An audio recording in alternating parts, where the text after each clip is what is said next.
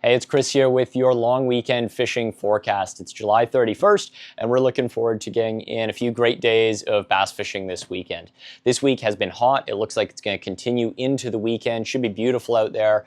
It does look a little warm for trout and salmon fishing. We are hoping to get out for those species in the next couple of weeks, but this weekend really looks to be all about the warm water. So as mentioned in previous forecasts, don't overlook some of your secondary species, things like gar and drum, carp, bowfin, all really fun. Carp, gar, and drum can all be found in the Great Lakes and shallower areas, and then bowfin and carp can be found in our inland waters, all very fun to fish for. But we know a lot of you are gearing up for bass fishing this week, and so that's what we're focusing on. This is a really cool time of year for bass fishing. Fishing can be really phenomenal, but there are a few things that you should be aware of before getting out there. So we've got large and smallmouth bass in many of our lakes and rivers. Smallmouth bass prefer slightly cooler water, and so they'll be in shallow in the early morning and in the evening hours. You can fish them with bait fish patterns like clouser minnows. You can fish them with topwater flies like poppers. You can fish them with crayfish patterns. Through the midday, you may find that they go a little deeper. You might be targeting anywhere from 10 feet to even as deep as 20.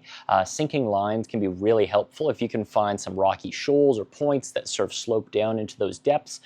Either crawling a crayfish up through the rocks can be really good, or stripping something like, again, a clouser minnow can be very, very effective. But that's how you want to sort of think about your depths when it is warmer out.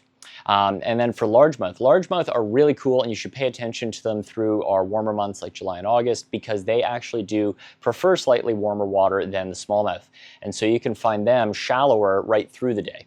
Largemouth, if you've ever fished from as a kid, you probably remember, they like weeds. They like weeds, lily pads, docks, fallen trees, sort of heavier cover areas. And that can make them really fun to fish for because you're fishing toward a specific piece of structure. There's some anticipation. You know that there might be a fish around. But it also comes with its own set of challenges. So if you try and fish something like a clouser minnow or some kind of a bait fish streamer where you're really stripping it a lot, that can be very effective for those fish, but you can also catch a lot of weeds when you're ripping that fly over the weeds. So instead, a really effective way to fish for them would be with jig style flies. So something like this Rio flare jig, big marabou jig, or something like these dead Ned jigs or any other kind of jig style fly allows you to fish for these fish where you can position yourself up close to pockets and heavy weed cover, much like a conventional bass angler would do. And you can make short controlled casts into those pockets, into those gaps, and work the fly a little, see if anything's there, and then move on to the next. And it avoids that hassle of bringing the fly through the weeds and catching a lot of weeds.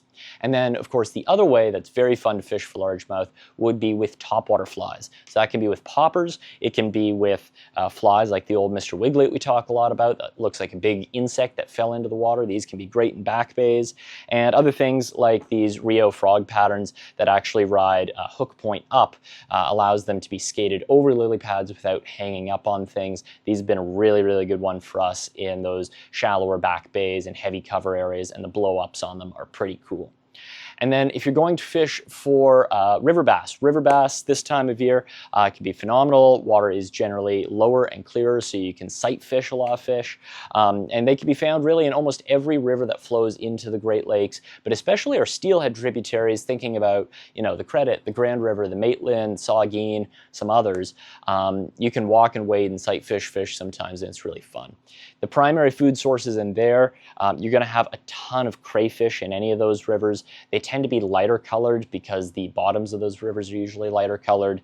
So things like this Mardi Gras from MFC can be great. They eat a lot of sculpins, just like a trout would. There's lots of sculpins in rivers. So things like a near enough sculpin, again, in lighter tones, can be really good for them.